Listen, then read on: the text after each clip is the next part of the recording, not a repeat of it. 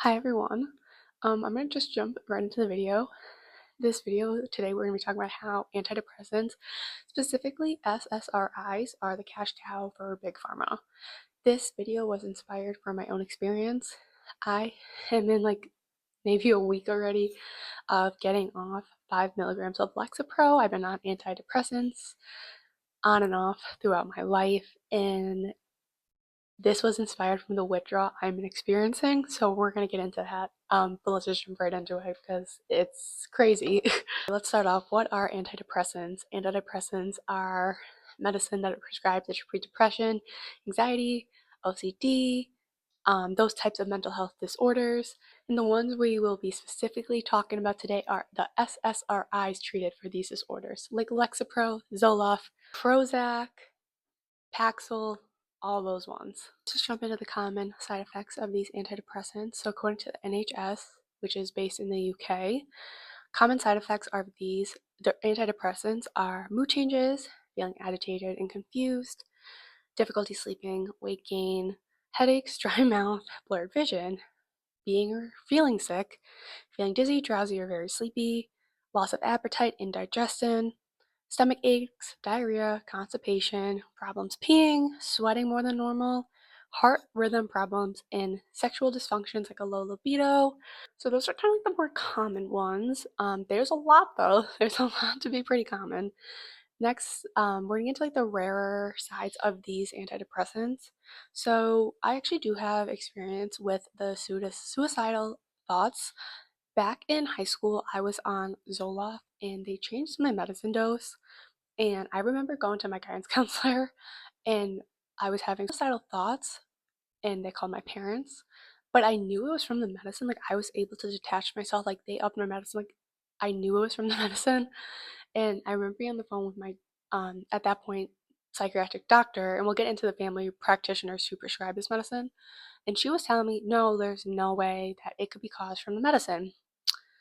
Well, there is.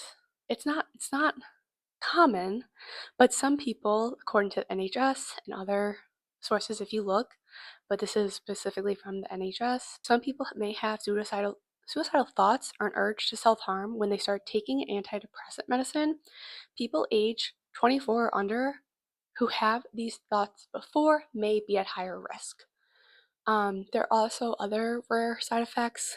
Serotonin syndrome, my bad, which is caused by too much serotonin in the body, gastro bleeding, so stomach bleeding on the inside, low sodium levels, and also heart rhythm abnormalities such as prolonged QT interval, which can lead to fatal arrhythmia.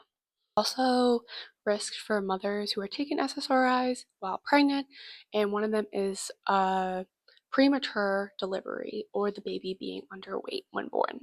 So let's start with the definition of what is depression. It is a mood disorder characterized by persistent sadness, a loss of interest in activities, and other emotional and physical problems. Major depression is one of the most prominent psychological disorders. About 23 million adults and children face this disorder in the United States. In 2023, the percentage of adults 18 and older who took medicine for depression was 11.4%. Women make up 15.3%, while men make up 7.4%. And that was from the CDC as well. According to the American Academy of Pediatrics, as of 2022, about 4.5 US adolescents from the ages of 12 to 25 have been prescribed a prescription for antidepressants.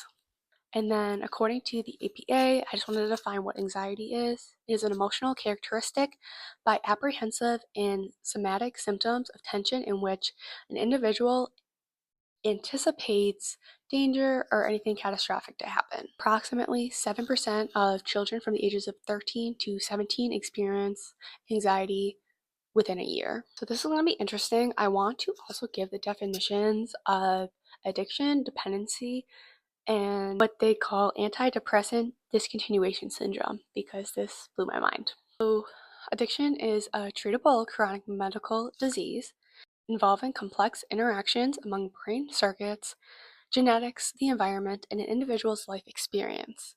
People with addiction use substances or engage in behaviors that become compulsive and often continue despite harmful consequences. The definition of dependency is when a person relies on another object, a person, a thing, a place, an event, and that could either be for resources, support, or to function. So when I was reading this, it seemed like doctors, these medical organizations like to tiptoe around using the word addiction, dependency, and withdrawal. We're going to get into this at the end, but there are concerns that I have, one, but also concerns of other people. And I'm going to show you other people's testimonies. Like, I'm not the standalone person on this issue. And we see that they decided to make their own definition to kind of beat around the stigma of addiction. And, you know, there's claims that these aren't addictive medicines, SSRIs, but here's their definition they're going to work with is, again, the antidepressant discontinuation syndrome. It is a condition that occurs following switching, reducing, or discontinuing an antidepressant medication following its continuous use of at least a month. So I also want to talk about the chemical imbalance theory. I've been told my whole entire life, you have a chemical imbalance in your brain, you have a chemical imbalance in your brain. You even ask my mom, why do you have anxiety? And she's going to tell you it's a chemical imbalance in her brain. You ask, I think, anyone today's day and age, that's what they're going to roll with. The link between the serotonin chemical imbalance and these medicines were linked back in 1960. They were widely published from the 1990s with the advent of the SSRI and antidepressants, with Prozac being the first one to essentially take off. Even surveys suggest that 80% or more of the general public believe it is established that depression and anxiety are caused by a chemical imbalance in the brain. Also, many general practitioners also subscribe to that view, and that theory is widely cited in today's world. So there was a study that has come out. There's been a few of them I saw. This one I'm going to be talking about is the serotonin theory of depression, a systematic umbrella review. This was in the National Library of Medicine. I've also found this, so that's where you could go check that out as well. This theory, and here again, I'm not here to debate if these medicines work or not. This is just one study that is saying, that might not necessarily be true, or it could be like a half truth. My main thing is when I get to the withdrawal and more information about this, I'm not a medical doctor. I don't have a PhD, don't know any of that, but I just want to provide this information because I feel like a lot of this information was not provided to me when I was getting these medicines, even through a psychiatric doctor that could prescribe it and a family practitioner, which also do prescribe antidepressants and SSRIs. But this one study suggests there is no consistent evidence that depression is caused by low serotonin levels or chemically imbalance in the brain. What is the role of antidepressants? Some evidence suggests long-term antidepressant use may actually lower serotonin levels, causing brain damage. This also may explain findings of reduced SERT or altered receptor levels in medicated patients. And this matters because the chemical imbalance explanation of depression remains widespread, but it is inaccurate. Belief in this chemical imbalance could lead to patients' reduced sense of control, increased pessimistic about recovery, and increased reliance on long-term antidepressants. So what I know from my understanding of being treated for anxiety and stuff like that is that you're going to take these medications. It's going to take about 6 to 8 weeks to kick in, and then they're going to wear off in about a few months, and then we're going to have to re-up that dosage, and it's the same process over and over again. I have seen people with my own eyes that I saw people on the phone with the person who is prescribing the medicine, and the call lasts less than 5 minutes. Up in a prescription, they might be getting another prescription.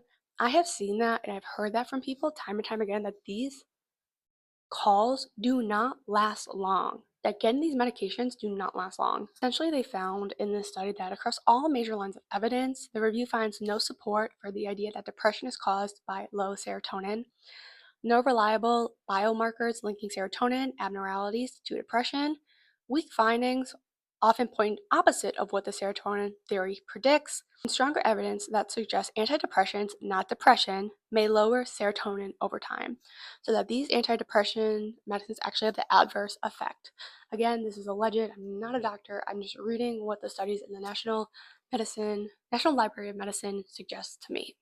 I want to talk about this other research paper. It's called The End of the Chemical Imbalance Theory of Depression, What Now? And this was produced off of Syracuse University. It says research shows no convincing evidence that low serotonin causes depression.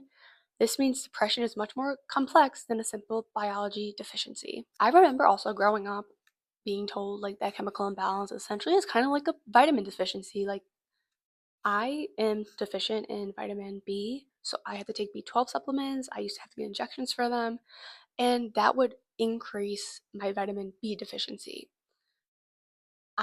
The way I was told growing up, and maybe this is just like me, my fault, but I could also like ask other people and they'd probably say the same thing, is that you would think you would take this medicine and it's going to bring those levels up. However, there's like really no lab work you could do for that. Like it's not going to tell you serotonin level here in this range like vitamin B panel would. Also, these medicines block it. They don't increase it, they just block it. And there's a lot of people who would say that I feel numb now. I don't even feel any emotion, not even happy, not even sad. I don't even feel like joy, like any other of the spectrum of emotions. Going back to this University of Syracuse paper, they talk about how the chemical imbalance theory became popular for the use of essentially drug marketing. SSRI medications were marketed based on this theory, helping create $1 billion industry, even though the science behind this theory was shaky and still is. I also think in this paper he talks about depression should be more understood holistically, and we're going to get into like the doctor's appointments visits and how they essentially treat and screen depression. But this paper also suggests that depression is rooted in life circumstances, stress, social distraction, like being unhappy in life, your job, financial strain, your purpose in life. So all these other things factor into depression, not just a chemical imbalance. The author of this paper also suggests that there should also be other things that coincide with just the SSRIs, like therapy, community support, addressing life stressors, and improving meaningful connections to other people. A lot of the things I read said that SSRI should be coincide with therapy. So the next question I want to ask is, do doctors actually evaluate you as a whole? I want to talk about how patients are getting their medicine, and I think it's really important. So let's talk about who are prescribing these medicines.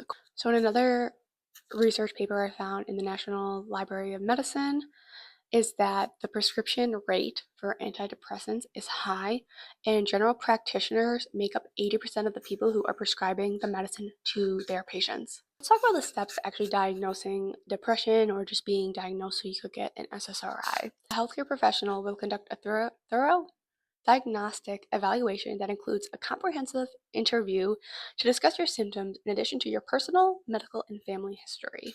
Medical exams should be performed to screen for underlying medical conditions that may mimic depression, such as hormonal imbalance, vitamin deficiencies, neurological problems, and or drug and alcohol use. I also came across a few papers and websites that said that thyroid issues could also mimic depression symptoms as well. I have never been prescribed antidepressant when they did like a physical like blood panel. Like I get my blood work done regularly for like other stomach issues, but I never got like a blood panel done to like diagnose me with depression or anxiety. That's never happened. Maybe I'm the one rare case of, but I'd never heard of that until this. The psychiatric assessment, and this is normally those Q&R like patient health questions, Hamilton rating scale for depression, the Montgomery-Åsberg depression rating scale, and these to me are very subjective. I've taken them before. You could easily Google them. They're going to ask you in the last 2 weeks, in the last 2 months, in the last week, in the last month, anything like that. How low have you felt? How disengaged from activities have you been? How has your mood been? Have you been feeling hopeless? Anything like that. And you're going to rate it from 1 to 5, 1 to 10, whatever the number is on it. And that's how they're going to attribute if you have depression.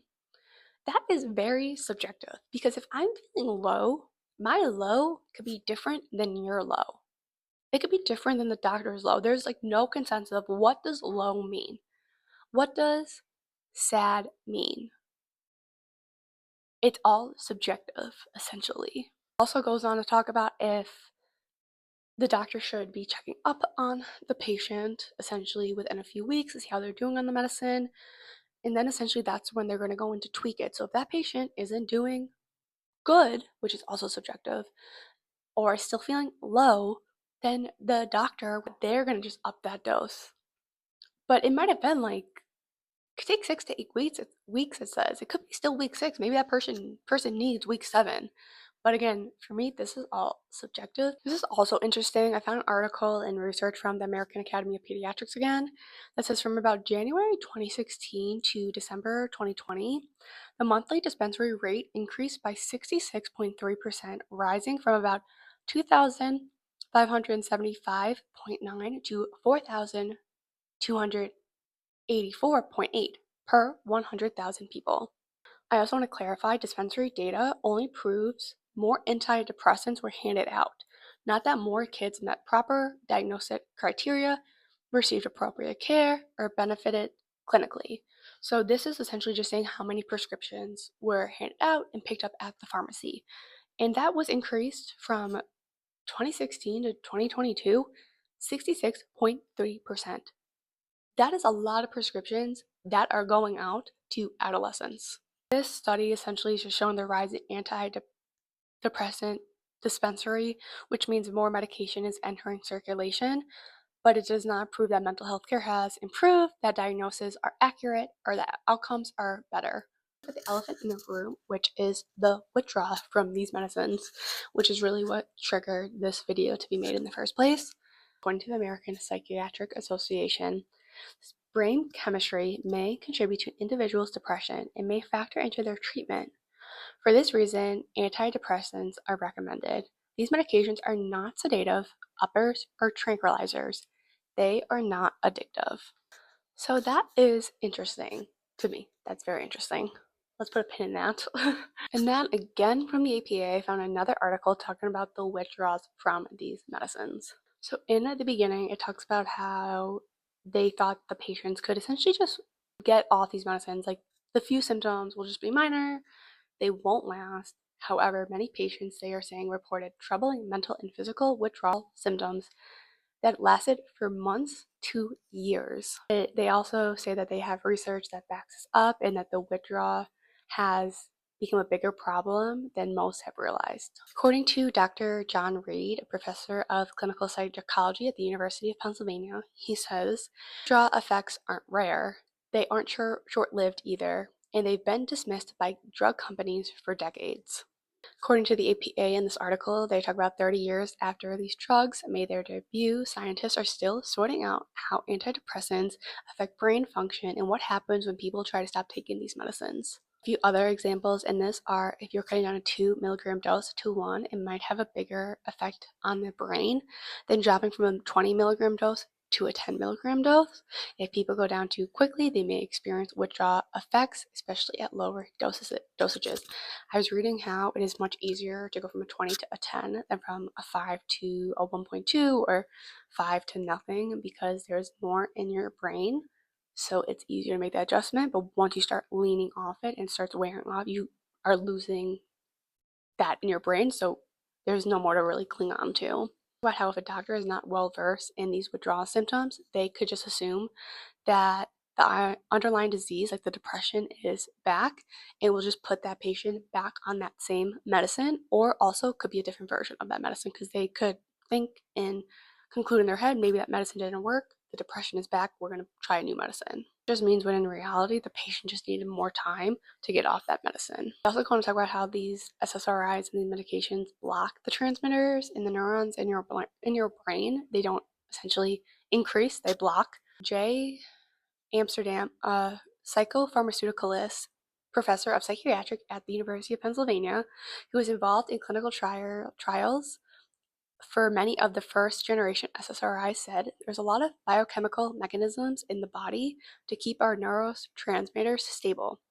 He concludes taking an SSRI tubes that system withdrawal symptoms may actually be the result of the body struggling from recovering naturally. They also found that patients who were treated for major depression episodes and disorders were more likely to also relapse as well. They also compare this to patients who were in cognitive therapy, and they determined that the people in cognitive therapy were less likely to relapse than the people who were on SSRIs.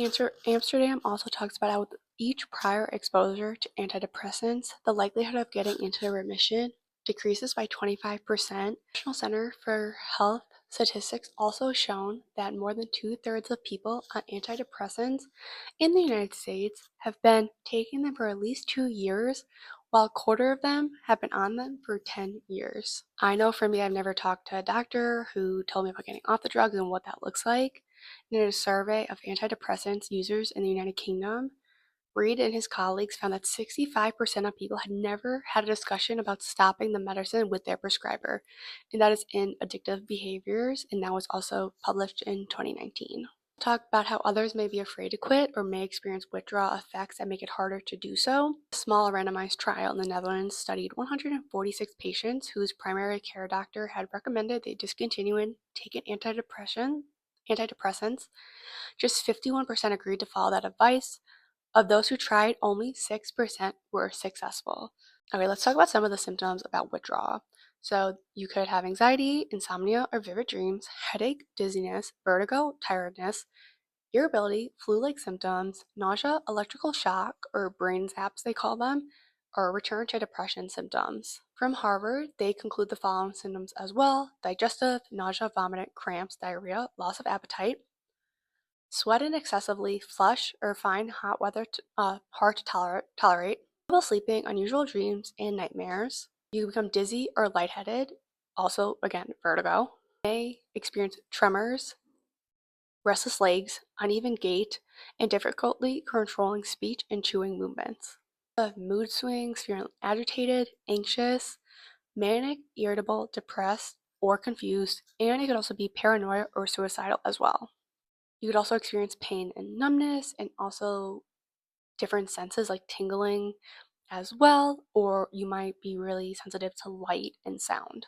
Research in Science Direct, there is a study done. It's called Antidepressants Withdrawal Effects and Duration of Use, a survey of patients enrolled in primary care psychotherapy services. In this research, they discovered antidepressant withdrawal is very, very common. 79% of patients who stop taking their medicine will experience withdrawal symptoms. 45% had moderate or severe symptoms. 20% of these patients had symptoms lasting more than 3 months, and 10% had symptoms lasting over a year. Also challenges the old idea that withdrawal from these medicines only lasts a few weeks. Also talks about how the longer the use of these medicines, the worse the withdrawal symptoms were. For someone with the usage of 7 to 24 months, they nearly had 3 times higher odds of withdrawal and severe symptoms as well.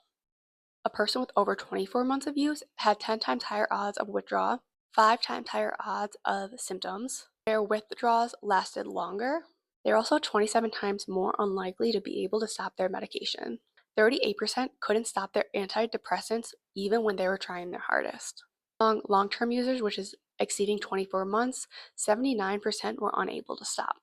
This could show that antidepressant use does create a codependency like withdrawal pattern, even if they don't exactly label it addictive. Some of the medications were also classified for high risk with withdrawal. The people who were on these high risk medications were 8 times likely unable to withdraw. I just want to talk about a few of the testimonials. There is a few pages you could go. Obviously, Reddit is a big popular one, but they also have survivingantidepressants.org, and there's a whole bunch of testimonials from people talking about their withdrawal symptoms. Again, I'm going to show like a few from Reddit and talk about them. For me personally, I'm like so irritable. I get up and I'm so mad. I have like crying spells. I have been feeling dizzy, like the room is spinning, numbness, tingling. So those are kind of like my big four, I would say, I'm experiencing. I'm hoping they tamper off soon. Like I'm hoping they don't last long. I was only on 5 milligrams for a few months, so like I'm hoping it's not that bad. But it feels bad. Like I do wake up and I'm like, I need this medicine. Like I need this medicine to feel normal, even though nothing has really changed in my life. So I'm like, nothing has really changed, but I need this medicine. And I feel like an urge to take that medicine, even though they're not addictive. Allegedly. Allegedly, they're not addictive, folks.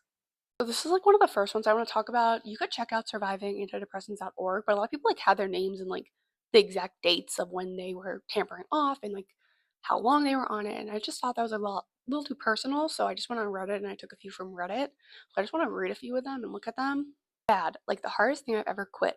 Alcohol and opioids were easier to kick than Celexa. I suffered and had wretched headaches every step of the way. My hair and teeth hurt, I was irritable, crying at nothing, and overall miserable. Had my doctor been at all honest about the side effects, I've had a lot of weight gain that she told me couldn't be the medicine, and the withdrawals, I would have never agreed to try it. I had situational depression, I needed a job that paid me enough to live, not meds. Oh, and being on it, it screwed me for years even after I stopped. New doctor saw I'd been prescribed an antidepressant and everything wrong with me was quote unquote depression. I would go in with an ear infection, I get nasty ones that didn't clear on their own, and leave with a script for Zoloft. I finally forgot to forward my medical records to my current doctor to end the absurdity. There's another one, been on them 20 years, try to get off them a few times and it's impossible. The withdrawal symptoms even take months to taper off. Were too much for me when I was taking none. I had to go back on them. I'll never forget the feeling of taking a pill after months of withdrawal. 20 minutes after taking it, I felt like my body was singing hallelujah. Those were just some of the testimonials from people. And this video wasn't to like say all SSRIs are bad and to not take them and to honestly you have to do what's best for you. But these were stuff that I didn't know was real until last week. I didn't know about withdrawal. I didn't really know anything. Just take the medicine. Mine was prescribed by a family practitioner. And yeah, I think the rate of the pharmaceutical industry and how they just quickly prescribe these medicines and they don't do a holistic look at people, see whether other areas in their life they could improve, like physical health, finances, community, stuff like that, just overall well being.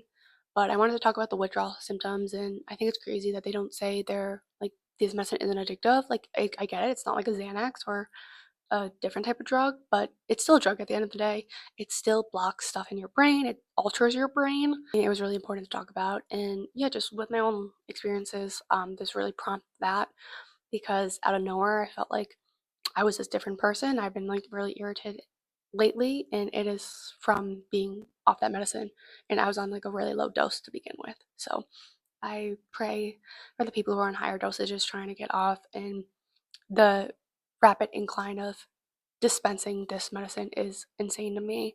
Um, and I hope we could maybe change that system. I don't know how. It's a billion-dollar industry, but yeah, I'm just here to like spread that awareness that these are withdrawal symptoms. Those are real side effects of getting off this medicine. And these are just some of the studies I found. Again, National Medicine Library, Harvard, APA, all you could find them. You could Google them. And again, I'm not a doctor. Um, again, I think you should do what's best for you and your situation. But I just wanted to bring this stuff to light because I think it is very important and not really talked about. So, yeah.